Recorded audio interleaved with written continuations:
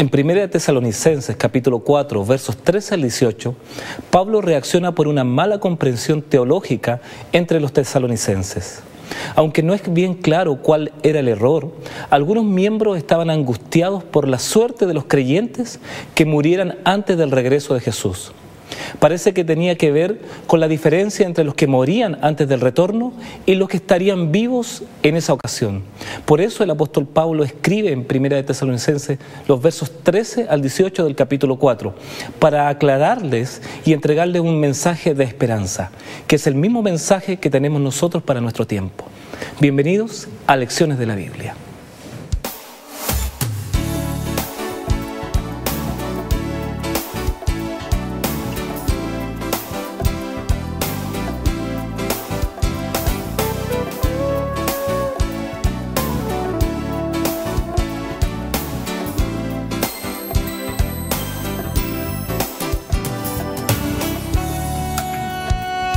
Bienvenido a su programa Lecciones de la Biblia.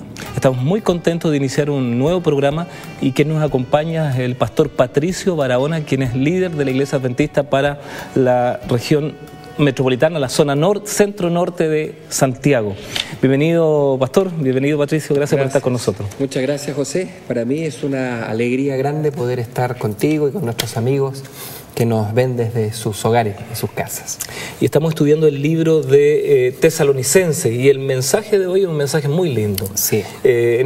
Por una diferencia doctrinal o por un error en torno a la interpretación de la venida de Jesucristo, había mucha tristeza en los tesalonicenses.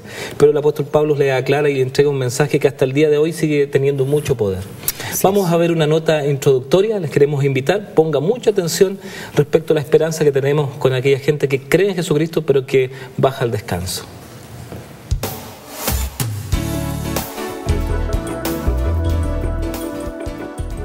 ¿Qué ocurre cuando una persona muere? Pablo visitó Tesalónica y envió cartas a este pueblo debido a su preocupación en cuanto a las doctrinas que los invadían respecto a la muerte y que, según la enseñanza apostólica, estaban en contra de las Sagradas Escrituras.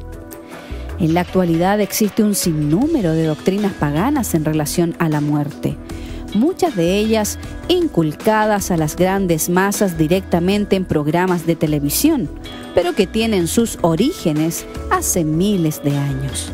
Hoy, una de las doctrinas más populares es la inmortalidad del alma y su peregrinaje. Esta creencia también está asociada a la reencarnación. Ambos dogmas fueron masificados por los egipcios durante su apogeo en Medio Oriente con las dinastías faraónicas. Hoy en las sociedades africanas, en ciertas etnias, la creencia en la reencarnación juega un importante rol social. Para los Achanti de Ghana, la sangre renace por la línea materna, mientras que el principio masculino refleja el culto a los ancestros, donde el alma se reúne con la divinidad. Otra civilización muy reconocida en nuestra época es la de los mayas. Ellos realizaban funerales pomposos donde el difunto iba al sepulcro con su plato predilecto, sus adornos, su jícara labrada y su ropa más fina, para que lo acompañaran en su viaje al otro mundo, donde se reuniría con el dios de la muerte. Además, para ellos, el cielo era concebido como una gran pirámide de 13 niveles, cada uno presidido por una divinidad. Uno de esos 13 dioses era Oxlaonticú, considerado también como un solo gran dios.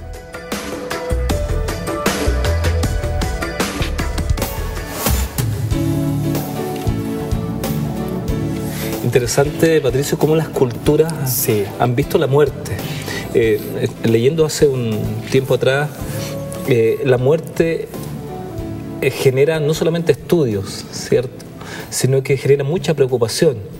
Y sin duda, aquellas personas que no tienen la luz bíblica han llegado a determinar cosas muy variadas en torno a la muerte. Hoy día, así como existen religiones, así existen posiciones en torno a qué sucede con una persona que muere. Y no era diferente, pareciera, a lo que vivían los tesalonicenses. Vamos a pedirle a Dios que nos dirija en el programa de hoy y queremos pedirte que nos puedas dirigir. Vamos a orar. Padre querido, te agradecemos por tu amor, tu misericordia, y de manera muy especial queremos agradecer por la esperanza tan hermosa, tan real, que tú has dejado tan claramente señalada en tu palabra, como es la resurrección, esa vida eterna que tú has prometido a tus hijos, que te aman, que creen en ti, que te sirven. Oh Señor, que al estudiar tu palabra en este momento podamos ser guiados por tu Espíritu a comprender lo que tú has revelado de la manera más clara posible. Amén. Bendice a nuestros amigos en sus hogares, te lo pido por Jesús. Amén. Amén. Bueno, y vamos a comenzar, y queremos que usted abra su Biblia. Si no la tiene a su ladito ahí, vaya, búsquela, le damos el tiempo, porque vamos a estudiar una porción del libro de Tesalonicenses que es muy importante. La verdad que yo la guardo con mucha alegría en mi corazón, esta esperanza. El capítulo 4 de Primera de Tesalonicenses, versículo 13 al 18. Me parece que sería importante que lo leyéramos en completo, porque va a ser el centro de nuestra conversación durante este día. Capítulo 4 de Primera de Tesalonicenses, versículo 13 en adelante, acompáñenos en la lectura. Dice: tampoco queremos, hermanos, que ignoréis acerca de los que duermen, para que no os entristezcáis como los otros que no tienen esperanza. Porque si creemos que Jesús murió y resucitó, así también traerá Dios con Jesús a los que durmieron en Él. Por lo cual os decimos esto en palabra del Señor, que nosotros que vivimos, que habremos quedado hasta la venida del Señor, no precederemos a los que durmieron. Porque el Señor mismo, con voz de mando, con voz de arcángel y con trompeta de Dios, descenderá del cielo, y los muertos en Cristo resucitarán primero. Luego nosotros, los que vivimos, los que hayamos quedado, seremos arrebatados juntamente con ellos en las nubes para recibir al Señor en el aire. Y así estaremos siempre con el Señor. Versículo 18, por tanto, alentados los unos a los otros con estas palabras. Qué interesante, ¿eh? Ayúdanos un poquito, Patricio, a entender la situación en Tesalónica. ¿Qué pasaba con los miembros en los tesalonicenses? Que parece que el apóstol Pablo entrega esta porción, este párrafo, para dar una respuesta frente a algo, una posición incorrecta de interpretación del mensaje bíblico. Sabes que da la impresión, por lo que uno va leyendo en la epístola acá a los tesalonicenses, bueno, el tema, ante todo, el tema de la muerte es un tema muy sensible, ¿no? Tal vez hemos vivido, hemos experimentado la pérdida de un ser querido, y realmente esto nos afecta en las fibras más íntimas de nuestro ser.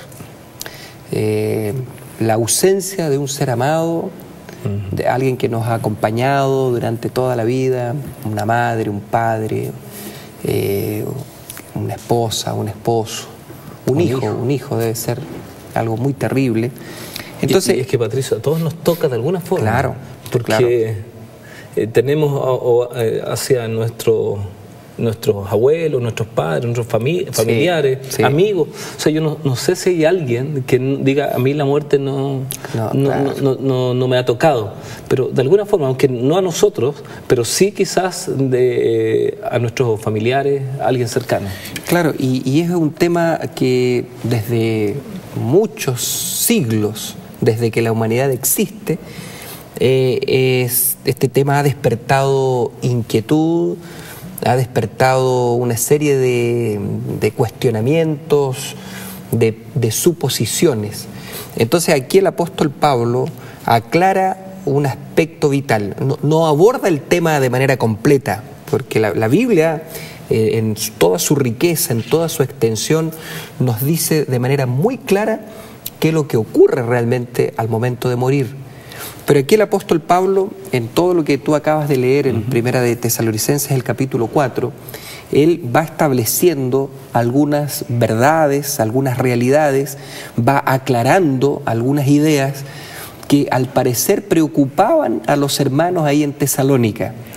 Pero quizás antes de avanzar en esa preocupación que tenían los tesalonicenses, y quizás rápidamente, Patricio, nos pudieras indicar para el concepto bíblico, la muerte.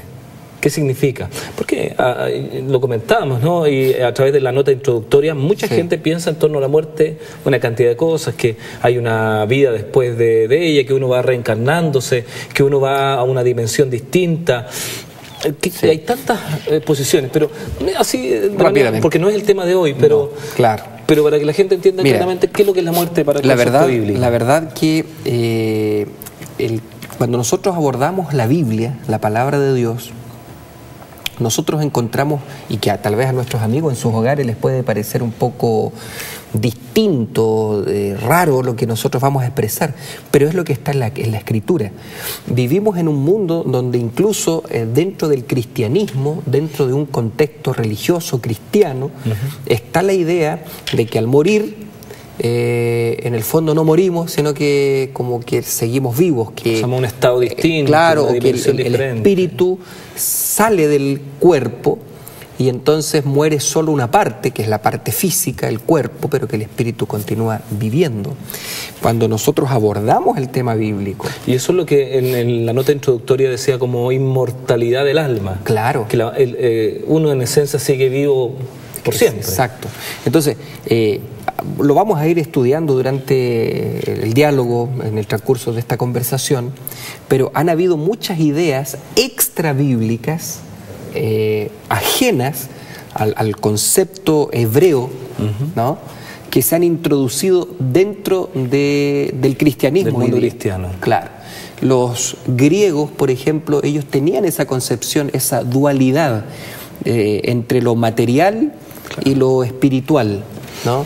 Platón y otros filósofos, ellos evidentemente tenían esa concepción y se introdujo esta idea dentro del cristianismo, esta dualidad. Bueno, y el mundo helénico en algún momento fue muy fuerte, y no solamente por el poderío bélico que tenía, sino que la influencia que ejerció sobre la humanidad. Correcto.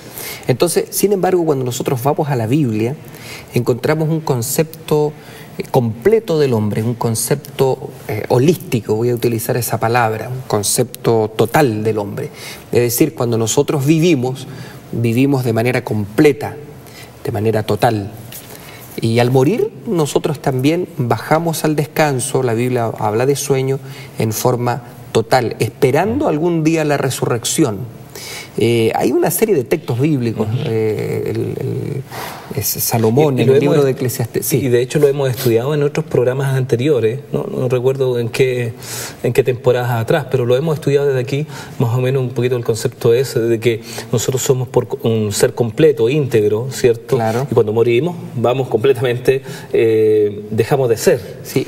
Para ser claros, no es que una parte del ser humano quede viva, no es que el espíritu sea como un ente descarnado no, eso no es la enseñanza bíblica. La energía vital que nos hace tener vida es retirada, ¿cierto? Exacto. Y uno muere, pero claro, la Biblia pareciera que lo dice, habla de un sueño. El sueño. Y Eclesiastés, yo quería mencionar, dice, porque los muertos saben que han de morir. Perdón, los vivos saben que han de morir, pero los muertos nada saben y no tienen más parte en todo lo que se hace debajo del sol. Entonces, bueno, no es el único texto.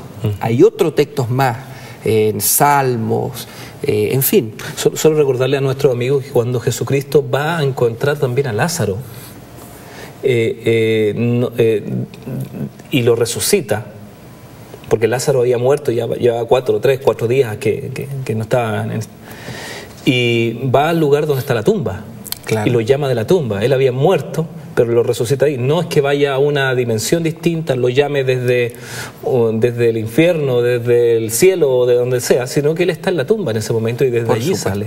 Ahora, la muerte, independiente de lo triste y doloroso que puede ser que una persona muera, sí, la muerte también genera una preocupación espiritual. Por supuesto. ¿Por qué genera una preocupación espiritual? Y tú lo mencionaste, no hay los que están vivos saben que han de morir, pero los muertos nada saben. No podemos hacer nada por nuestra vida espiritual después de la muerte. Claro, exacto. Es decir, la persona baja al descanso, muere y se sella su destino eterno para salvación o para perdición. Es decir, Mientras vivimos, mientras tenemos el aliento de vida, está el tiempo para tomar decisiones. Después ya es demasiado tarde, ahí termina nuestro tiempo de gracia.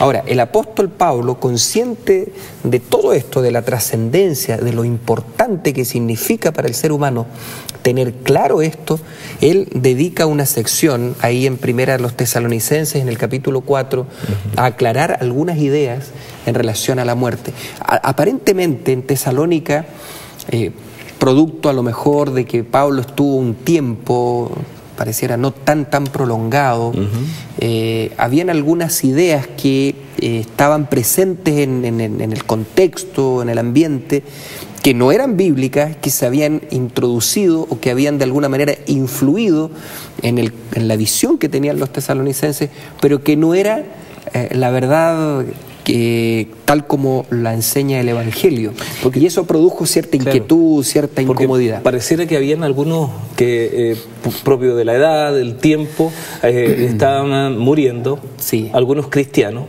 y ellos pensaban que ellos podían no salvarse, perderse, que solamente aquellos que estaban con vida en el momento en que Jesucristo retornara, ellos podían sí optar a la salvación. Entonces se veían con mucha preocupación a aquellos que morían, no sabiendo qué iba a pasar con ellos. Ahora, es interesante ver, José, cómo los preconceptos o las ideas porque nosotros somos hijos de nuestro tiempo, ¿no?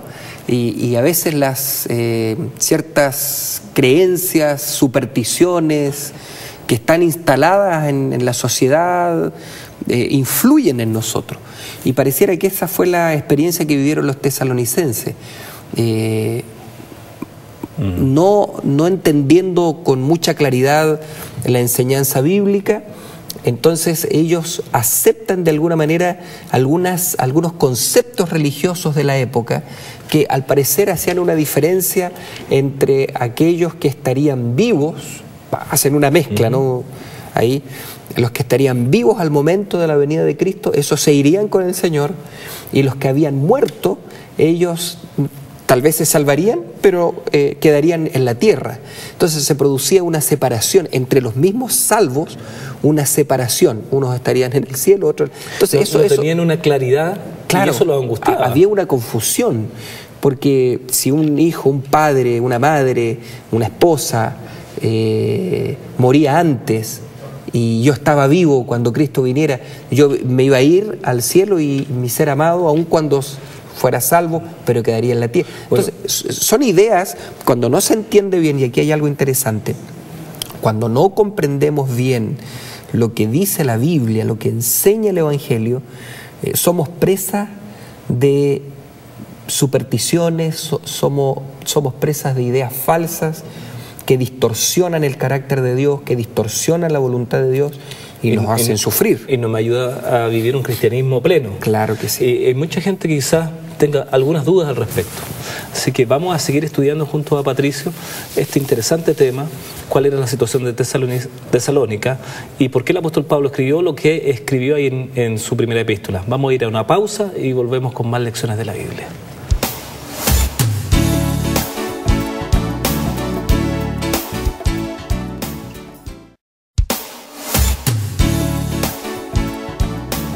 Ya estamos de regreso en tu programa Lecciones de la Biblia. Quiero recordarte que puedes llamar gratuitamente a nuestros teléfonos al 800-200-054 o desde celulares al 02-284-4218 o escribirnos al correo lecciones@nuevotiempo.cl. Solicitar el material gratuito La Fe de Jesús, un curso básico de doctrina cristiana donde aprenderás mucho más acerca de Dios, más acerca de su palabra, y aunque no tengamos todo el tiempo en este programa de enseñarte todo, tú lo puedes aprender ahí solito con tu Biblia y con la ayuda de nuestro Dios, más de lo que Dios tiene para ti. ¿Cómo has enfrentado las dificultades de la vida? ¿Cómo sobreponerse a las grandes pérdidas? Bueno, esa fue la pregunta que le hicimos a la gente en la calle y eso fue lo que nos respondió. A ver, difícil la pregunta. Me he puesto en la situación si un hijo se muere. ¿Qué se puede hacer? Depende, hay muchas maneras, yo creo. por una parte los amigos siempre tienen que estar ahí, ¿no? Los otros familiares que uno tiene. Apegarse a Dios, yo creo. Bueno, uno lo más que busca es a Dios. ¿Ah? Y con él se relaja, vuelve a ser, se saca toda esa pena que tiene. Pidiéndole fuerza a Dios nomás, pues. Tratar de vivir el día a día haciendo diferentes cosas y que, no sé, que la mente no esté siempre ahí con lo que te pasó y con lo que te dolió. Mirando a mi hijo y tirando para arriba. No se repone. Que no se repone uno de la muerte de un ser querido. Se sufre mucho. Qué pregunta complicada. ¿Sí te pasó? Chiquitito, 3 años. Mi mamá. Sí, mi padre. Mi padre, aunque haya muerto, pero murió en el 91 y de ahí que no. ¿Cómo es el recuerdo que tiene de él? Se me murió la mitad de mi vida. No sé, yo pienso que con esperanza, con harta fe en Dios, nada más, harta fe. A ver, si estás bien con Dios, tu alma queda bien, pero si tú estás mal y no tienes un contacto con Él o no le pides de corazón, tu alma queda ahí, ¿me entiendes? Para eso hay que estar bien con Dios. Pensando que en algún momento uno se va a encontrar con los seres queridos que partieron. Muchas gracias a nuestros amigos de ahí que nos encontramos en la calle, pero que tienen la gentileza de responder a las preguntas que hacemos. Qué difícil pregunta, ¿no? ¿Cómo se sobrepone una persona por una pérdida, por una situación difícil? Me gustó mucho la respuesta. Sí. La mayoría de los que se entrevistó se volcaría a Dios, teniendo una esperanza de volverse a encontrar con esos seres queridos. ¿Qué te pareció, Patricio, la respuesta de la gente? Me pareció algo muy interesante la respuesta, ¿verdad? Realmente quedé sorprendido porque de alguna manera cuando nosotros sentimos la ausencia de un ser amado, ¿no? La verdad que eso nos remece, nos estremece, nos sacude en los mismos fundamentos de la existencia. Bueno, una persona decía allí, se murió la mitad de mi vida. Claro. ¿Qué huella seguramente marcó esa persona? Por supuesto. La pérdida. Entonces, es algo muy, ataca, por decirlo de alguna manera, la pérdida de un ser amado, las raíces mismas de nuestro ser. Pero me agradó escuchar la respuesta.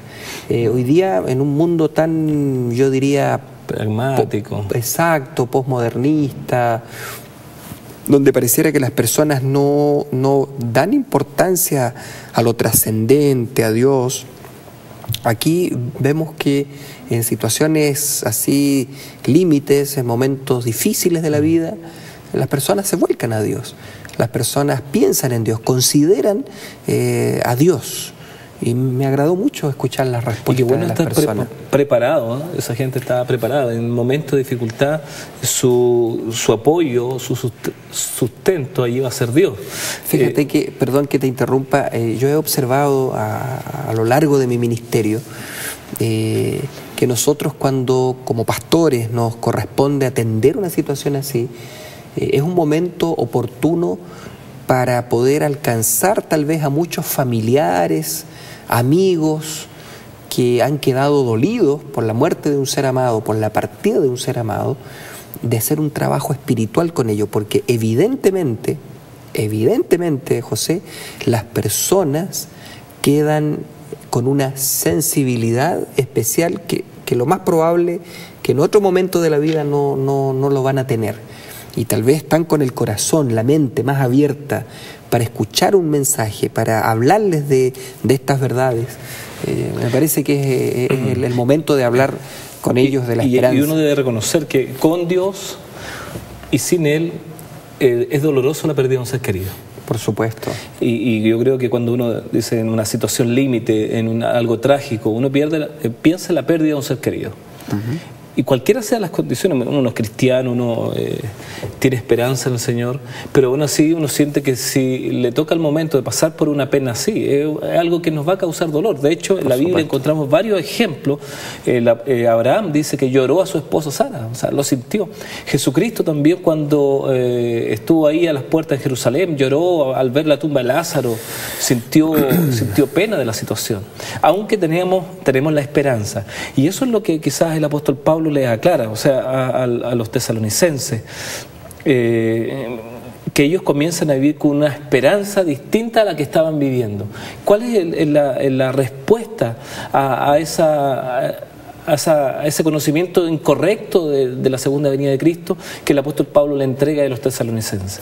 Mira, ya el tema de la muerte es un tema que nos afecta profundamente, pero todavía esto se hace, yo diría, más grave aún cuando no solamente enfrentamos el dolor que la muerte trae consigo mismo. Claro, porque el versículo 13 del capítulo 4, que es el texto, el párrafo que estamos estudiando, dice: tampoco queremos, hermanos, que ignoréis acerca de los que duermen, para que no os entristezcáis. Ahí apuntaba, porque una cosa ya es vivir el dolor de la pérdida de un ser amado, que ya es una situación complicada. Y más encima, si nosotros tenemos ideas que no son las mejores, hay qué sé yo, nos han enseñado ciertas o nos han entregado cierta información que, lejos de darnos esperanza frente a una situación como esta, como que nos confunde, nos quita, nos roba la esperanza, eso ya es algo peor todavía, ¿no? Algo más triste aún. Por eso, frente al tema de la muerte, como lo vamos a ver ahora, es importante tener claro qué es lo que Dios dice con respecto a este tema. Y por eso dice ahí: no quiero que ignoréis acerca de los que duermen, hablando acerca de la muerte, para que no os entristezcáis como los otros que no tienen esperanza. Primera de Tesalonicenses capítulo 4, versículo 13, ahí aparece ese texto. Y me llama la atención porque dice: para que no os entristezcáis como los otros. O sea, quizás el apóstol Pablo deja entrever ahí, seguramente va a experimentar un dolor, va a experimentar una tristeza, pero la diferencia tiene que ver con la esperanza. Sí, mira, una de las personas que era entrevistada decía: creo que en algún momento podemos encontrarnos con nuestros seres amados. Y estaba en lo correcto. Si esas personas han bajado a la tumba, nuestros seres amados, creyendo en el Señor, confiando en Él, no solamente porque a mí me parece, porque intuyo que yo me puedo encontrar en el futuro, no, porque lo dice la Biblia claramente. La palabra de Dios lo expresa de manera muy categórica: los muertos en Cristo resucitarán. Entonces ya no es una impresión mía, ya no es un parecer mío, parece, escuché, no, uno va a la Biblia, uno lo lee y entonces uno lo cree, lo acepta, porque Dios lo está diciendo en su palabra. Yo creo que eso es lo lindo de esto, José. Adicionalmente, que en el contexto religioso de Tesalónica existía la posición de que no había vida, después de la muerte no había nada. Entonces ese concepto pagano seguramente estaba todavía arraigado en la mente de los miembros cristianos de Tesalónica. Sí. Y como el apóstol Pablo era un poco itinerante en la formación de los grupos, ¿cierto? Seguramente él entendió que tenía que reforzar esta idea porque existían estas influencias paganas. Entonces la gente veía morir a sus seres queridos y creía que no tenía ninguna otra oportunidad. Mira, cuando uno va observando y va estudiando las distintas culturas, pueblos que han habido a través de la historia de la humanidad, a lo mejor algunos carecían de, no sé, de conocimientos para cultivar la tierra, de algunos otros conocimientos para la infraestructura, elaborar edificios. Podían carecer de muchas cosas, pero siempre los pueblos tenían una religión. Adoraban, no sé, al sol, adoraban a una montaña, algo adoraban. Porque siempre el ser humano como que tiene esa necesidad.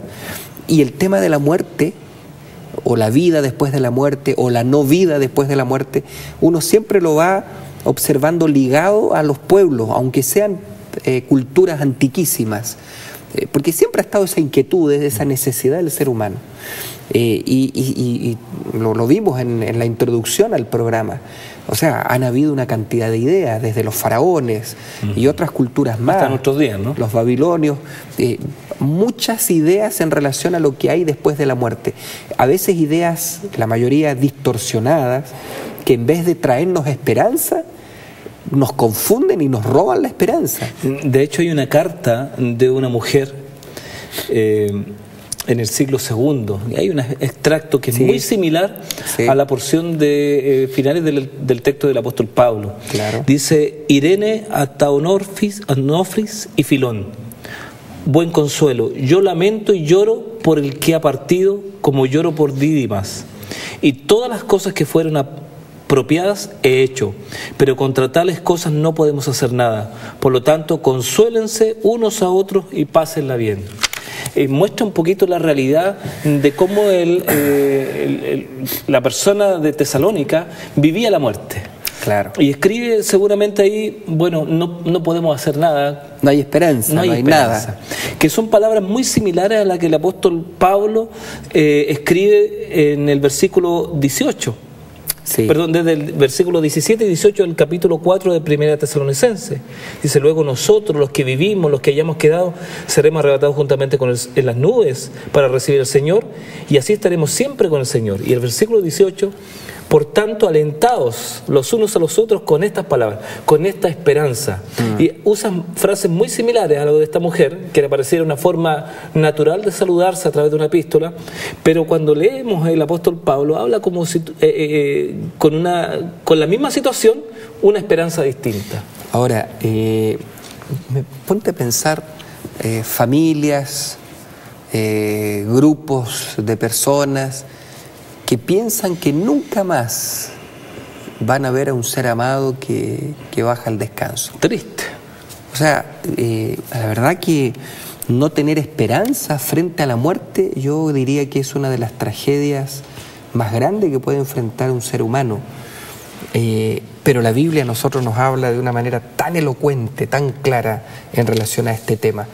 El apóstol Pablo, cuando va escribiendo estas verdades, él va, yo diría, puntualizando, va ordenando algunas ideas claves. En un mundo donde andaban circulando tantas cosas, ideologías, uno decía una cosa, otro decía otra. No, el apóstol dice: este es el mensaje del Evangelio, esta es la palabra de Dios, esta es la enseñanza de Cristo. En aquella época todavía no existía el Nuevo Testamento, ¿no? Estaba solo el Antiguo. Esa era la palabra de Dios. Pero también, como hemos estudiado, estaba la tradición oral de lo que Jesús había enseñado, de lo que Jesús había dicho. Y ese era el fundamento que el apóstol Pablo tenía para decir: esto es lo que ocurrirá. Esta es la verdad en relación a este tema tan importante como es la muerte. Y usa un argumento que sin duda los miembros de Tesalónica habían escuchado de primera fuente. El versículo 14 de Primera Tesalonicenses capítulo 4, busque ahí usted sus Biblias, léalo junto a nosotros, porque sin duda es el argumento base para decirle a los tesalonicenses por qué debían confiar o por qué debían tener esperanza. Sí. Dice: porque si creemos que Jesús murió y resucitó, así también traerá Dios con Jesús a los que durmieron en Él. O sea, si ustedes aceptaron como cristianos a Jesucristo por su muerte y su resurrección, ahora deben seguir confiando en Él, que en algún momento Dios levantará a aquellos que han muerto en Él. Aparte del concepto de la esperanza que hay allí, ¿qué otro criterio doctrinal nosotros encontramos allí? Habla de la resurrección, ¿cierto? De morir en Cristo. Porque dice: y así también traerá Dios con Jesús a los que durmieron en Él, o morir en Cristo. Pero dormir en Jesús, ¿qué significa esto? Mira, esta palabra, esta idea, la menciona mucho el apóstol Pablo en sus epístolas. Dormir en Cristo o morir en Cristo, ¿cierto? El sueño de la muerte.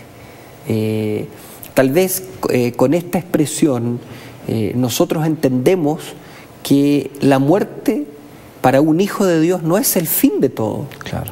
Así como cuando vamos a descansar en la noche y sabemos que por la gracia de Dios al día siguiente, a la mañana siguiente, vamos a despertar.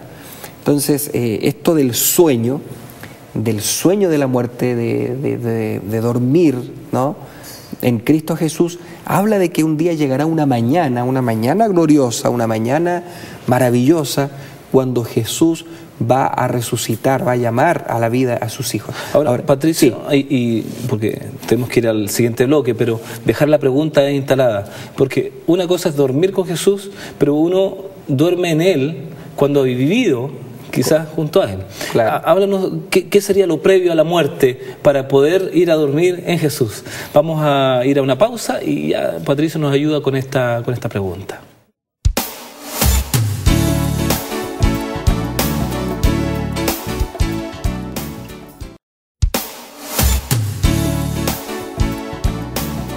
Ya de regreso en Lecciones de la Biblia.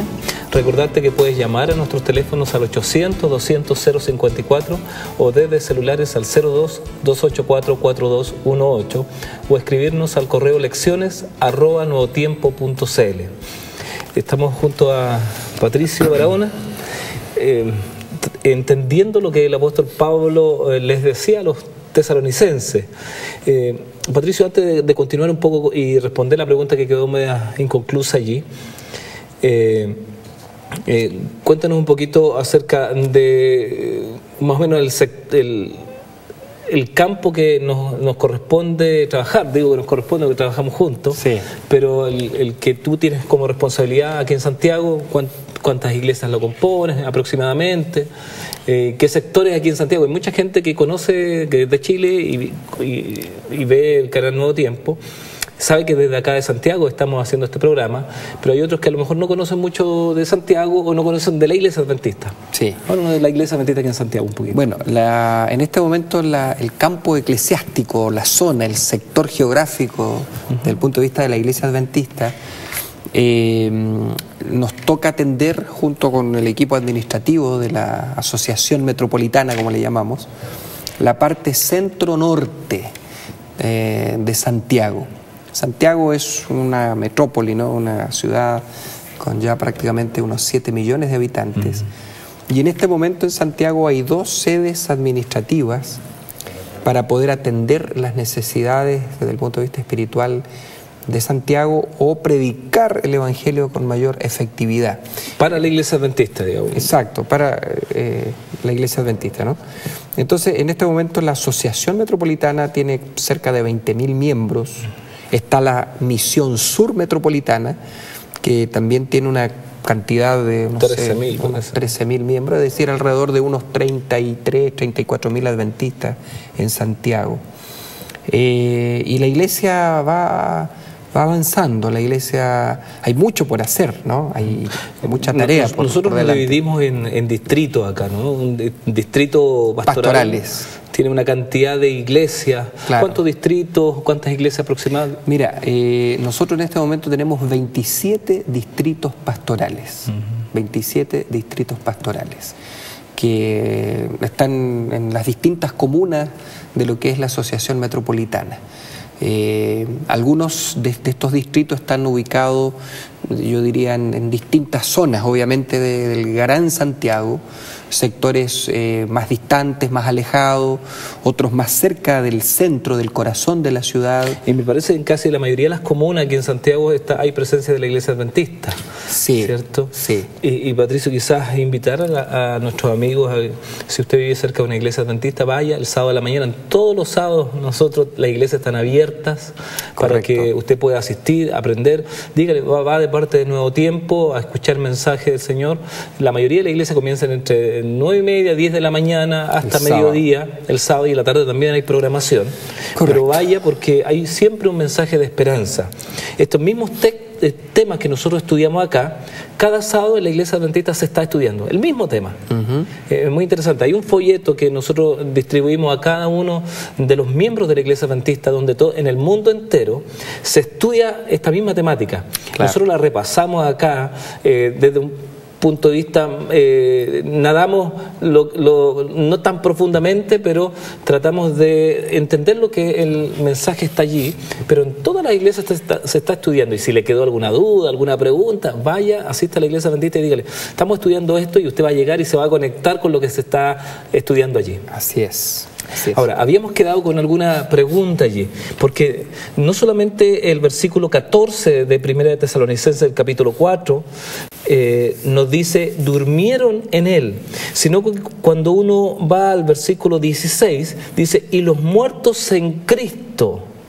Yo te preguntaba, una cosa es que murieron, y dice, murieron en Cristo. Sí. Se entiende que para los muertos no hay ninguna, ellos no tienen la capacidad de decidir, de decir, hoy me equivoqué en mi vida cuando estuve vivo, ahora puedo optar al perdón y a la salvación. No, los muertos nada saben y no tienen más actividad en esta tierra. Pero para dormir en él, ¿qué necesitamos primeramente? Claro. O morir en Cristo. Exacto. Es una muy buena pregunta porque nos permite aclarar lo que ocurre antes, ¿no? La muerte es el final de la vida, y mientras estemos con vida, mientras tenemos la posibilidad de tomar decisiones, una de las decisiones más importantes que el ser humano debiera tomar en algún momento es aceptar a Cristo como su Salvador personal. Una vez que se ha aceptado a Cristo como Salvador personal, la Biblia, el Evangelio nos enseña que debemos aprender a caminar con Cristo, debemos permanecer en Cristo. Y hasta el día de nuestra muerte, hasta el día de nuestro descanso.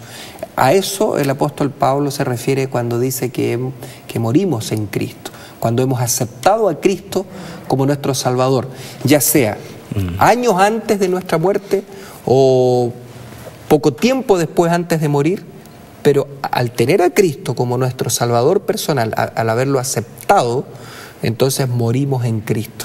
Ahora, hay una cosa que lo comentamos así rápidamente, pero que me parece que deberíamos retomar, porque el apóstol Pablo dice que la garantía, mira, estamos hablando de resurrección. Esto para la mente moderna, para la mente posmoderna, estamos hablando de que alguien que está muerto vuelva a la vida.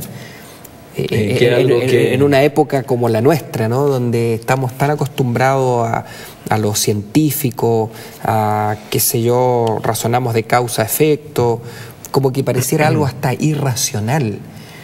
Pero sabes tú, la Biblia es tan categórica, tan elocuente, habla con tanta autoridad del tema, incluso el argumento que plantea aquí la palabra de Dios es que la garantía de la resurrección de aquellos que un día murieron en Cristo es porque Cristo murió y resucitó. En otras palabras, si Jesucristo, nuestro Señor, el Mesías, Él murió y resucitó y hoy está vivo en el cielo, ese hecho es la garantía suficiente y absoluta para decir que un día, cuando Cristo vuelva por segunda vez, aquellos que bajaron a la tumba creyendo en Jesús, aceptándolo como su Salvador, resucitarán. Nosotros, los que creemos en Cristo, sabemos que Él está vivo, está intercediendo en el santuario.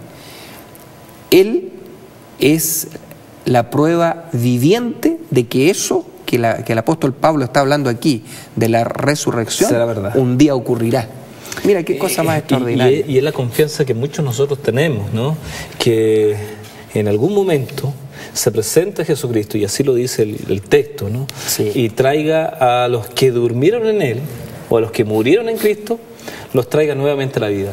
La verdad, claro, el ser humano es incapaz, claro, de descifrar cómo es posible que esto suceda. Sí. Y allí es donde entra el plano de la fe, unido a esa promesa de esperanza, y aquellos que hemos aceptado el mensaje de salvación, también debemos aceptar el retorno de Jesucristo como la solución al problema de la muerte finalmente. Correcto. Mira, aquí hay otra cosa que me llama la atención, el versículo 16, que habla de que el Señor mismo con voz de arcángel, con voz de mando, perdón, con voz de arcángel y con trompeta de Dios, descenderá del cielo y los muertos en Cristo resucitarán primero. A veces he escuchado por ahí, José, de que la venida de Cristo, la segunda venida de nuestro Señor, será como un hecho aislado, casi imperceptible, que solo los que tienen el entendimiento espiritual o la visión espiritual. O que ya vino. Claro, cuando aquí nosotros encontramos en Tesalonicense, que de paso no es la única porción bíblica que habla del tema, sino que nosotros encontramos en los evangelios, y si unimos todas las evidencias, nos encontramos con un cuadro impresionante. Aquí el apóstol dice que el Señor con voz de mando, con voz de arcángel y con trompeta, la trompeta. Yo tengo un hijo que estudia trompeta y cuando a veces yo estoy descansando y está practicando, llego a saltar de la cama. Entonces, porque la trompeta es un instrumento que se siente, es un instrumento elocuente. Los evangelistas, Mateo y Lucas, en fin, hablan de que la venida de Cristo será como el relámpago que sale del oriente y se muestra hasta el occidente. Es decir, la venida de Cristo será un hecho universal, visible, realmente el acontecimiento más grande de la historia de la humanidad. Y en ese contexto ocurre la resurrección de los justos, en un contexto, yo diría, glorioso, maravilloso, extraordinario. Por lo tanto, esa enseñanza, y a nuestros amigos que están en sus casas, no crean aquellos que dicen o enseñan que la venida de Cristo será como algo así prácticamente imperceptible. Ahora, eso es importante. Jesucristo va a venir de manera física, claro, de manera audible, dice voz de trompeta, de manera visible. O sea, el momento en que Jesucristo venga, claramente va a ser visto por todos. Exacto. Y de manera especial, lo que va a marcar para nosotros, creemos, la solución al problema del ser humano es el momento en que resuciten aquellos que llevaron una vida de aceptación, de salvación o de Jesucristo en su corazón, pero que bajaron al descanso, que no van a estar con vida en aquel momento, pero que cuando Cristo venga los resucite. Y ahí dice, con voz de arcángel, con trompeta de Dios, con voz de mando. Es interesante porque cuando Dios creó este mundo fue por el poder de su voz. Claro. Y Él dijo y fue hecho o existió. Claro. Y aquí en este caso encontramos nosotros, y apreciado amigo, usted vea el poder de la voz de Dios. Y la voz de Dios está reflejada en su palabra. Claro. Y presenta cómo Dios creó al mundo, pero cómo volverá a recrearnos de alguna manera, ¿cierto?, en el momento que nos resucite. Así es. Él, como tú bien lo mencionas, Él resucita a sus hijos. Ahora, hay otro punto acá, porque algunos piensan que cuando una persona muere, si es bueno, si vivió de manera piadosa, entonces se va al cielo.